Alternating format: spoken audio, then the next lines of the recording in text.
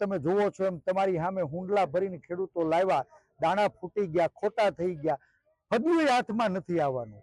આ સ્થિતિમાં મને લાગે છે કે આપ અને એના બાપે કુલડીમાં ગોળ ભાંગી વિસાવદરના ખેડૂતોના ખંભે ચૂંટાયેલા નવા સવા નેતાએ ગઈકાલે જાહેરાત કરી કે દાદાની સરકાર 1 હેક્ટરે 50,000 રૂપિયા એટલે કે 1 વીઘાના ખાલી 8,000 રૂપિયા જો રાહત જાહેર કરશે ને તો હું ઉઘાડા પગે દાદાના દરબારમાં મુજરો કરવા જાય।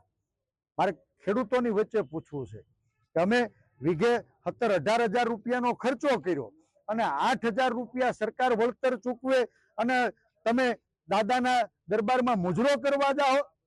તમે ગુજરાતના ખેડૂતને ગીરવે મૂકી શકશો નહીં। ભાઈ ગોપાલ, તમે સરકાર આરે પેકેજ નક્કી કરી લીધું હોય તો કાંઈ વાંધો નહીં, પણ ગુજરાતના ખેડૂતોને વીઘે 50,000 નુકસાન થયું છે ત્યારે એનું પેકેજ નક્કી કરવાનો અધિકાર એ માત્ર જગતના તાત એવા ગુજરાતના ખેડૂતોનો છે। તમે ગીરવે મુકાવવું હોય તો મુકાવ, પણ ખબરદાર જો આજ કમોસમી માવઠામાં પીડિત ખેડૂતોને બારોબાર ગીરવે મૂકવાનું પાપ કર્યું છે તો ગુજરાતના ખેડૂતો તમને માફ નહીં કરે।